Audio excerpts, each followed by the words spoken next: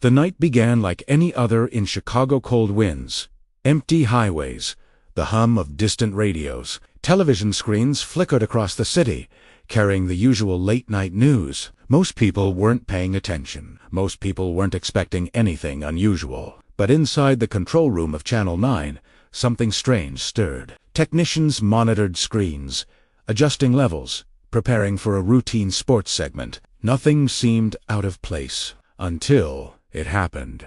Every monitor in the room suddenly rippled like someone had tapped the glass from inside. Then, for a single second, the entire broadcast feed glitched. A flash of static, a metallic hum, and a distorted face flickering for barely a heartbeat before the screen snapped back to normal. The technicians exchanged nervous glances. What was that? They rewound their internal feed, reviewing the glitch, and there it was, brief but unmistakable. A plastic mask. Big, exaggerated cheeks. A frozen grin. Sunglasses.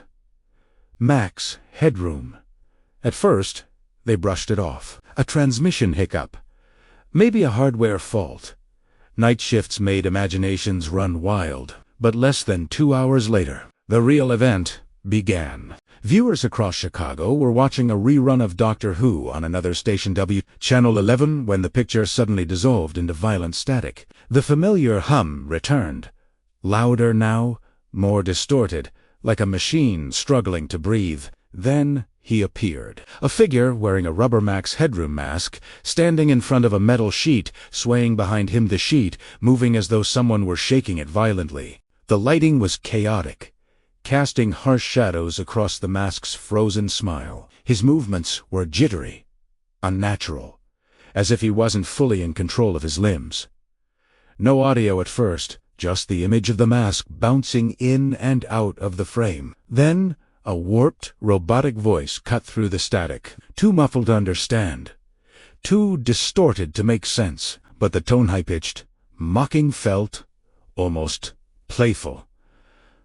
Like a child with a secret, no one knew what to make of it. Households across the city watched in confusion. Some laughed, thinking it was a prank. Others sat frozen, unsettled by the figure's bizarre motion. A few even changed the channel, unwilling to watch something that felt so deeply wrong. The broadcast lasted only a minute, but to those watching, it felt much longer. Then, without warning, the intruder vanished. Doctor Who returned, and Chicago was left in stunned silence. Inside the WTTW studio, panic spread. Engineers scrambled. This wasn't a glitch. Someone had hijacked their entire broadcast signal. Someone with the equipment, knowledge, and recklessness to override a major television station. And they weren't done. Moments after the first intrusion, phones lit up across the studio.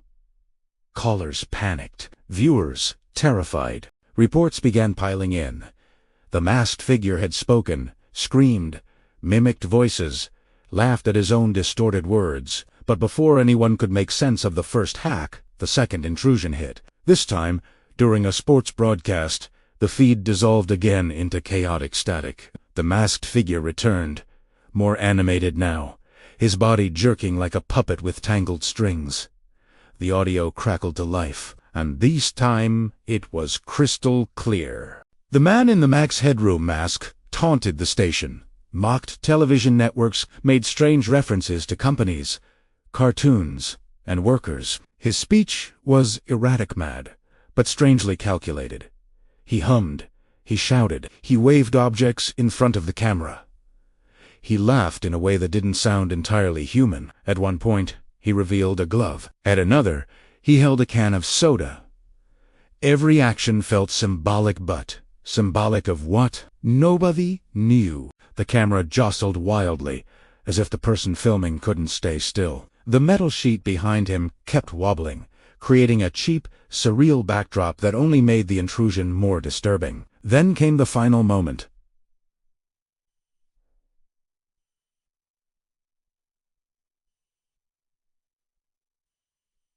One that left viewers speechless. The figure bent forward, the mask filling the frame, his plastic grin twisting under the flickering lights. He uttered one final nonsensical line. and then was struck from behind by a gloved hand holding a fly swatter. And then blackness. The signal returned. The broadcast resumed. The intruder was gone. Police were notified. Federal agencies were alerted. Engineers and investigators combed through every possibility. Illegal transmitters, frequency hijacks, pirate broadcasters, rogue technicians. But the deeper they dug, the stranger the case became. To hijack a live television signal in 1987 required sophisticated equipment powerful enough to override broadcast towers, possibly placed on nearby high ground or rooftops. This wasn't done by amateurs. And yet the intrusion looked amateurish, sloppy, chaotic. Like a bizarre mix of low-budget prank and high-level crime. Authorities pursued dozens of leads. They combed through neighborhoods. They tracked signal strengths. They questioned engineers. But nothing matched. No transmitter was ever found. No suspects identified. No motive uncovered.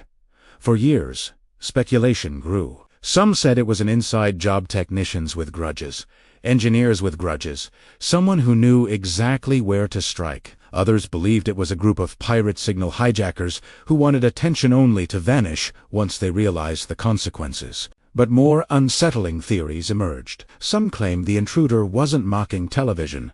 He was warning it. Some said he wasn't speaking nonsense. He was speaking in coded messages, referencing forbidden or lost broadcasts, hinting at things the public wasn't meant to hear. And a few believed the intrusion was more than a prank, that the man behind the mask was never caught, because he wasn't operating alone, that his team was skilled, coordinated, and funded, and that the broadcast was only a test.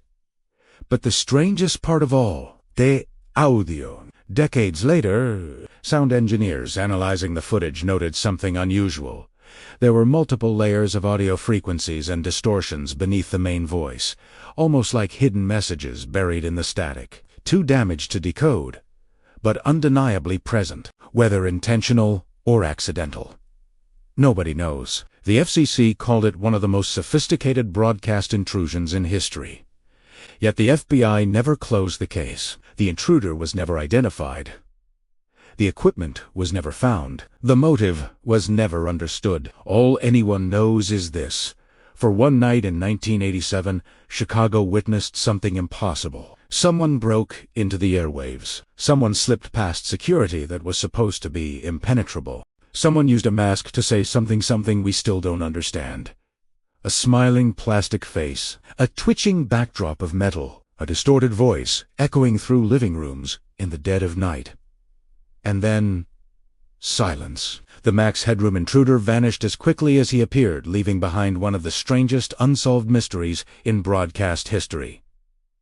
A case with no culprit, no evidence, no explanation, just a mask, a moment, and the lingering question of what message he was truly trying to send.